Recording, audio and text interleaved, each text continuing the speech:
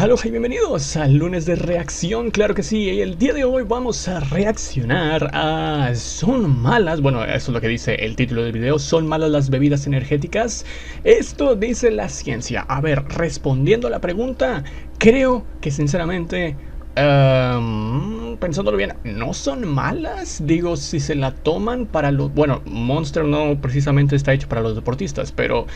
si te la tomas en un momento que la necesitas, no es mala. Evidentemente ya sabemos que los excesos son malos, e inclusive hasta el agua que no hay, hasta el exceso si te lo tomas es mala. Así que obviamente esto en exceso es mucho peor. Pero si te la tomas como eres deportista, bueno, eso lo vamos a ver en el video. Mejor que hable este canal que es de la hiperactina, que por cierto llegó a 1 millón de suscriptores y este video tiene 1 millón de visitas. Así que felicidades. Me gustan bastante los videos, me gustan bastante los videos de la hiperactina y de divulgación científica, así que vamos para allá sin perder más tiempo porque dura 15 minutos y luego lo vamos a hacer de más de 20 minutos. Durante las últimas décadas, el consumo de bebidas energéticas. Durante las últimas décadas. No voy a... ¿Por qué me termina el anuncio? Si ya había empezado el video, caray. Madre mía, pues bueno, vamos a reaccionar al anuncio, ¿no? Ahí está. Iba a decir, durante las últimas décadas ha incrementado sí. Sí, el consumo de bebidas energéticas se ha disparado, especialmente entre adolescentes y adultos jóvenes. Las bebidas energéticas nos prometen ese impulso de energía que nos ayude a mejorar nuestro rendimiento físico y mental en un momento dado. ¿Quién nos ha encontrado en el apuro de tener un examen al día siguiente y horas y horas de estudio por delante? Los gamers la consumen mucho, en un momento de bastante presión, es como un alivio, también algunos lo sienten así, pero yo creo que no debería ser tanto, o sea, bueno, es que las bebidas energéticas no engloban solamente, y no quiero decir Powerade, no quiero decir marcas, pero... no engloban solamente las que son para deportistas, ¿no? Sino que también estas, las que seguramente vamos a ver, que tienen muchísima cafeína y todo. Cuando el temario parece que nunca termina, se nos comienzan a caer los párpados y no encontramos motivación por ningún lado, claro, la idea de tomarnos que nos un pequeño chute de energía suena tentadora, no te voy a mentir. Pero a ver, ¿tiene esto sentido? O sea, ¿nos dan alas las bebidas energéticas o es esto puro marketing? ¿Son malos sus componentes? Bueno, ¿Puede llegar a ser peligroso tomarlas? Pues para responder a estas preguntas vamos a analizar uno por uno sus componentes. Hoy en la hiperactina hablamos de bebidas energéticas. Exactamente, bebidas energéticas mediante este vídeo está patrocinado por la Universidad Politécnica de Valencia. Ojo, ahí está. A pesar de que ya llevaban algún tiempo en el mercado, las bebidas energéticas se volvieron especialmente populares en 1997 tras el lanzamiento de Red Bull. Desde entonces, el mercado de las bebidas energéticas ha crecido de manera espectacular. Tanto es así que a día de hoy... Es cierto que cada vez en la sección de bebidas energéticas veo más latas que no conozco, Digo, solamente y desde tiempos supongo inmemoriales estaban en mi mente el Red Bull, el Monster y los que son para deportistas, ¿no? Ya, ni modo, ya dijimos marcas, Powerade y Gatorade. Esos 4 eran como que los 4 fantásticos, ¿no? Y ahora aparecieron muchísimas más que esta de Coco y Yellow Edition y latas, nada más por hacer. Hoy existen muchas marcas distintas, pero por muchas marcas que existan, podríamos definir las bebidas energéticas como bebidas no alcohólicas que normalmente contienen sustancias como la cafeína, el azúcar, la taurina, la L-carnitina, la glucuronolactona, vitaminas e incluso ingredientes a base de plantas como el ginseng o el guaraná. Por lo general, las bebidas energéticas se venden como potenciadores de la energía, ya que a nivel mental aumentan nuestro estado de alerta y la atención, y a nivel físico incrementan la presión arterial, la frecuencia cardíaca y la frecuencia respiratoria. Por eso estas bebidas normalmente se consumen para aumentar el rendimiento deportivo o bien para aumentar el rendimiento cognitivo, por ejemplo, para aguantar más horas estudiando o trabajando. Típico streamer para durar más de la media, ¿no? Más de 8 horas. La sustancia más común en estas bebidas, la cafeína. La cafeína es la sustancia que muchos ya sé cómo le hacen, el típico, ¿dónde está un vaso? Bueno, vamos a usar este de Thor, por ejemplo, el típico de que no, es agua, pero no muestran lo que hay en el interior y ahí sabemos que están haciendo todo lo posible para pues aguantar más consumida en todo el mundo. En el stream, solo te digo evidentemente. que no me imagino cuántos cafés me habré tomado para hacer este vídeo. Cuando tomamos cafeína nos y ahora yo sentimos también más saco el café, ¿no? despiertos y más alerta. Me gustaría, Nuestro corazón comienza a de latir más rápido, empezamos a respirar con más frecuencia y también es posible que nos entren ganas de hacer pis, ya que además de estimulante, la cafeína también es una sustancia diurética. Y a priori esto no parece nada malo. La cosa cambia cuando consumimos más cafeína de la que toca. La pregunta es, ¿contienen las bebidas energéticas tanta cafeína como para preocuparnos? Vamos a ver. ¿Más que el café? Sí.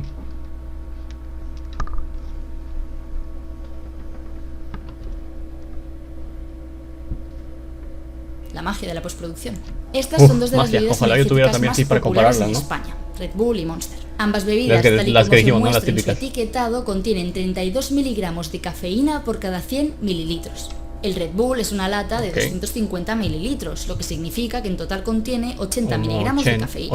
Una lata de Monster contiene el doble, unos 500 mililitros, por lo que cada lata de Monster contiene 160 miligramos de cafeína. Tamaño, Así que el Red Bull, 80 miligramos de cafeína y el Monster, 160 miligramos de cafeína.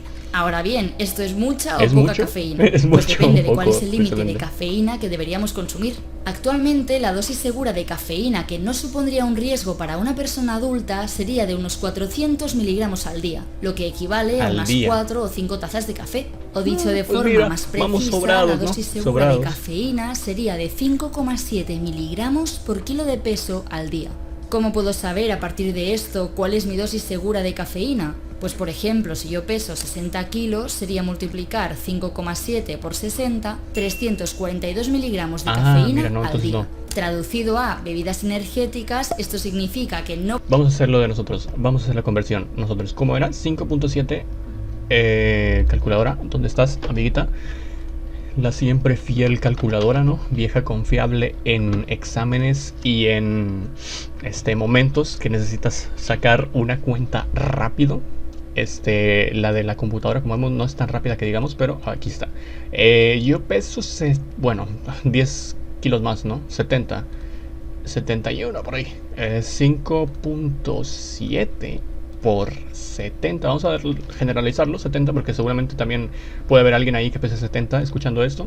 Así que 399 miligramos. ¿Y cuánto tenía una lata? 160. Así que podemos tomar como 3 latas, ¿no? 3 latas sería lo máximo por día para nosotros. Si nos pasamos de ahí, ya podemos empezar a tener problemas. Y me gustaría saber cuánto tiene una taza de miligramos. Traducido a bebidas energéticas, esto significa que no podría tomar más de 4 Red Bulls al día, ni más de 2 Monsters al día. Y en ojo, nuestro caso hago una más, pausa ¿no? aquí porque es importante remarcar que estamos hablando de la dosis máxima de cafeína al día.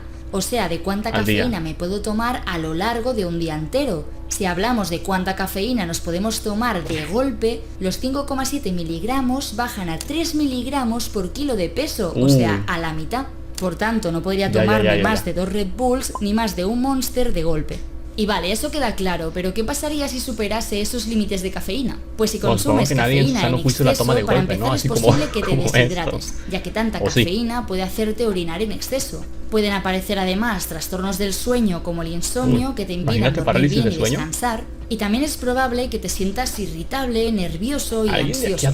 Incluso que tengas problemas para prestar atención o para retener información.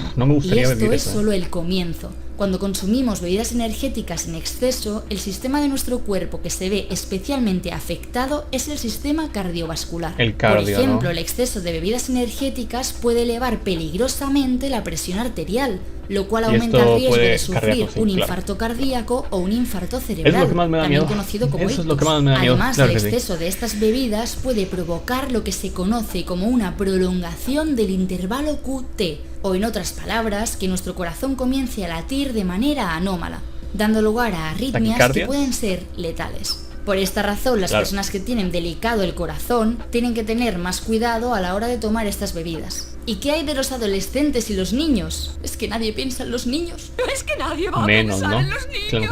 Pues a ver, lo cierto es que no existe mucha información sobre el impacto que tiene la cafeína en la salud de niños y adolescentes. Y si te estás preguntando qué hacen los niños tomando cafeína, te recuerdo que alimentos como las bebidas de chocolate o los refrescos de cola también contienen cafeína. Aún así. Que la Coca-Cola, ¿no?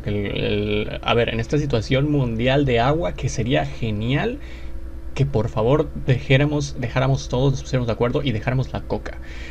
Aparte de que te hace daño, cómo de adictiva es. Yo lo bebí hace 7 años que no tomo coca y ojalá que más gente se pueda unir a esto porque, o sea, digo, máximo una lata al día. Una lata al día. Yo ya no he tomado. Lo que tomo es agua, café y agua de sabores, supongo.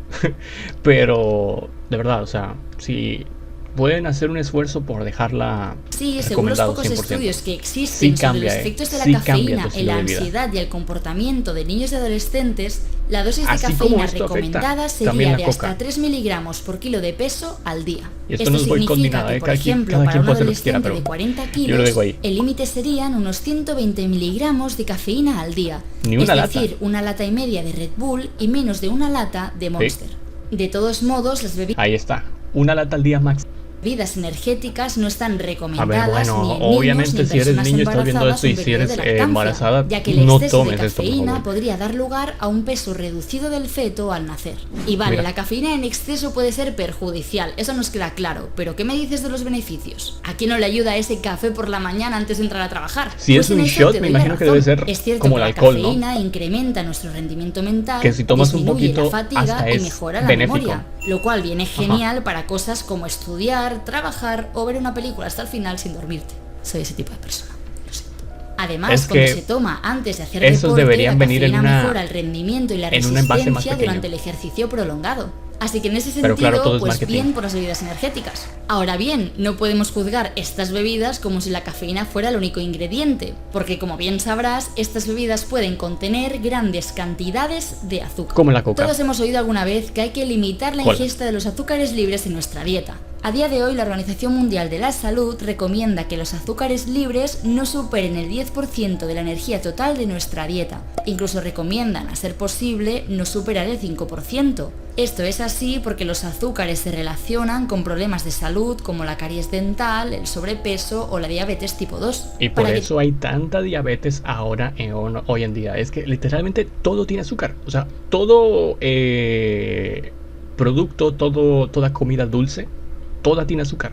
Y lo hemos visto, ¿no? Creo que hay videos inclusive de comparaciones de una lata de coca, de una coca de 2 litros, como cada una tiene sus tarros, o como si fueran cubos de azúcar. Y creo que en la lata los mismos cubos, y los apilas, son más altos que la misma lata de líquido. Así que, pues bueno, o sea, de verdad hay que... Por eso...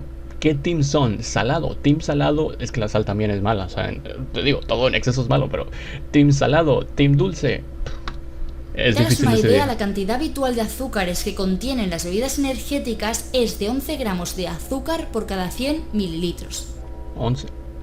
Si tenemos en cuenta que las latas contienen entre 250 y 500 100 mililitros, estaríamos hablando de unos 30 a 60 gramos de azúcar por cada lata, lo cual equivaldría a entre 6 y 12 cucharadas cafeteras de azúcar. Sí, es mucha, ¿no? Esto significa que una sola lata de 500 mililitros como el Monster representaría ya de por sí el límite de azúcares que deberíamos consumir lo que falta al día. De que comas, ¿no? En otras palabras, si nos tomamos esa bebida, significa que ese día ya no deberíamos tomar otras fuentes de azúcares libres, lo cual es bastante improbable. Ahora me dirás, pero Sandra, si existen versiones sin azúcar de esas bebidas, no, en su lugar llevan edulcorantes. Tienen azúcar, ¿verdad? Y es cierto, lo que ocurre es que actualmente hay una discusión sobre cuál es el impacto de consumir frecuentemente estos edulcorantes sobre nuestra microbiota intestinal, ya que se cree que el consumo a largo plazo podría alterar la composición de la microbiota, es decir, de los microorganismos que conviven en nuestro tracto gastrointestinal.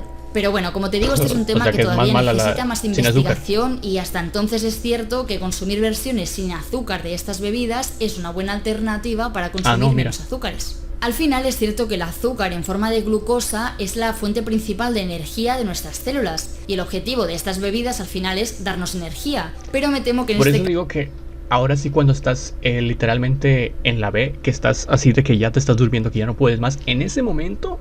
Y que quizás no has comido tanta azúcar. Imagínate que eres una persona que le gusta mucho lo salado, que no te gusta mucho el azúcar, no sé, que no comes muchos alimentos que son azucarados. Ahí te vendría de perlas, ¿eh? Yo creo que ahí te vendría de perlas. Inclusive, no sé si de Monster haya, pero quizás de Red Bull sí hay bebidas más pequeñas, ¿no? Creo que hay en cantidades o envases más pequeños. Si hay de Red Bull, el pequeño es el tuyo. el pequeño es el mejor. Aquí en este caso se aplica. En este caso, el riesgo de consumir tanto azúcar supera con creces a los beneficios. En resumen, podríamos decir que hasta ahora la molécula que contribuye especialmente a ese mejor rendimiento que nos ofrecen las bebidas energéticas es la cafeína. Pero existe otra sustancia que ha ganado popularidad gracias taurina. A estas bebidas y que también se vende con ese fin. Te hablo de la taurina. La taurina es un aminoácido que está presente de manera natural en alimentos como la carne, el pescado, los mariscos, los lácteos, los huevos, los frutos secos o las legumbres.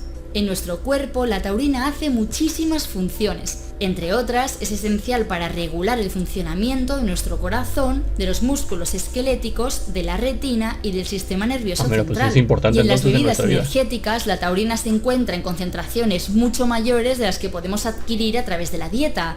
Y si me preguntas si esto es bueno o malo, te voy a responder que es controvertido.